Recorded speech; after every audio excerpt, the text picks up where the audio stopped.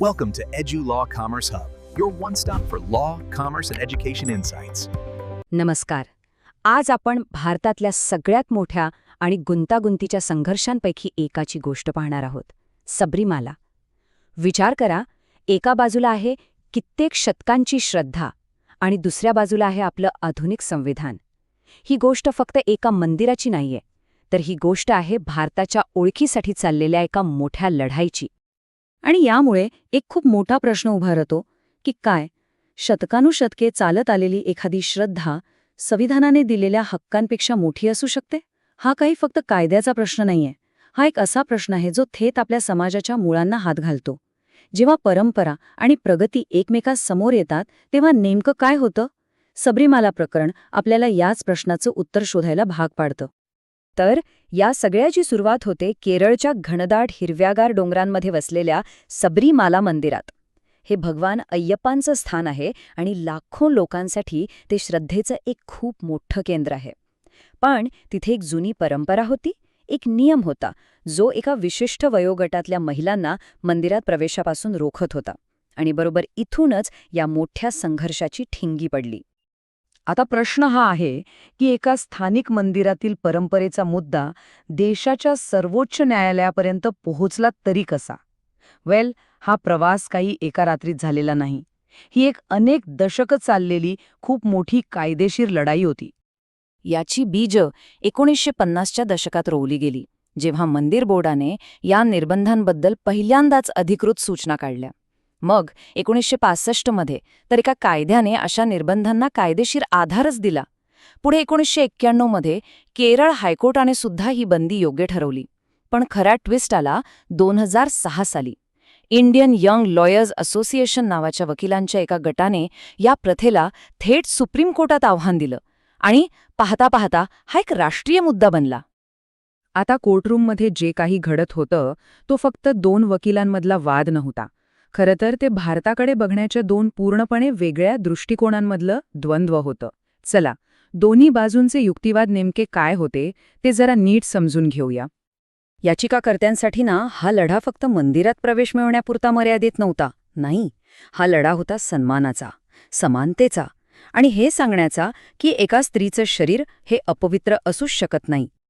त्यांनी अगदी स्पष्टपणे सांगितलं की ही बंदी म्हणजे लिंगाच्या आधारावर होणारा सरळ भेदभाव आहे, जे आपल्या संविधानाच्या कलम 14 आणि 15च्या विरोधात आहे. आणि मग त्यांनी एक खूप धाडसी युक्तिवाद केला की मासिक पाळीला अपवित्र मानणं हे एक प्रकारे अस्पृश्यतेसारखंच आहे आणि अस्पृश्यतेला तर आपलं संविधान पूर्णपणे नाकारतं.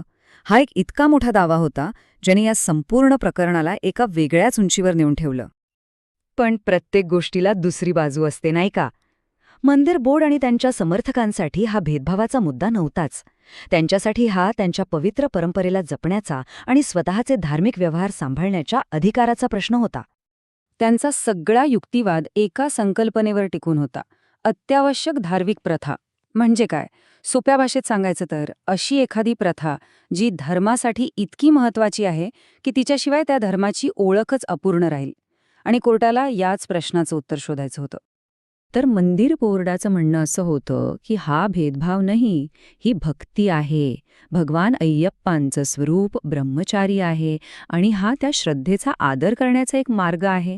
त्यांनी असाही दावा केला की अय्यप्पा भक्त एक वेगळा धार्मिक गट आहेत ज्यांना त्यांच्या परंपरा ठरवण्याचा पूर्ण अधिकार आहे आणि कोर्टाने त्यात हस्तक्षेप करू नये.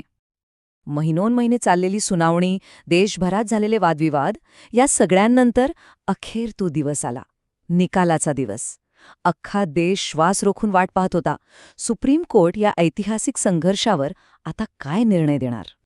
4-1 हा फक्त एक आकडा नाहीये, हा एक विभागलेला निर्णय होता. यातून हे स्पष्ट दिसतं की हा विषय किती गुंतागुंतीचा होता आणि त्यावर किती खोलवर विचार झाला होता. तर बहुमत न्यायाधीशांनी काय म्हटलं? 1. अय्यप्पा भक्त हा काही वेगळा धर्म नाही. 2. महिलांना प्रवेश नाकारणं ही काही तुमची अत्यावश्यक धार्मिक प्रथा नाही.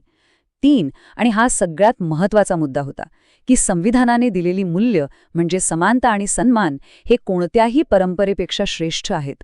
आणि 4. ज्या कायद्याने या बंदीला संरक्षण दिलं होतं तो कायदाच घटनाबाह्य ठरवण्यात आला. हा एक खूप मोठा आणि स्पष्ट निकाल होता. पण एक आवाज होता जो याच्याशी सहमत नव्हता. आणि तो आवाज होता त्या खंडपीठातल्या एकमेव महिला न्यायाधीशांचा, न्यायमूर्ती इंदू मल्होत्रा. त्यांचं मत पूर्णपणे वेगळं होतं. त्यांच्या मते श्रद्धेच्या विषयात कोर्टाने हस्तक्षेप करायलाच नको. धार्मिक विविधता जरी ती आपल्याला समजली नाही तरी तिचा आदर केला पाहिजे.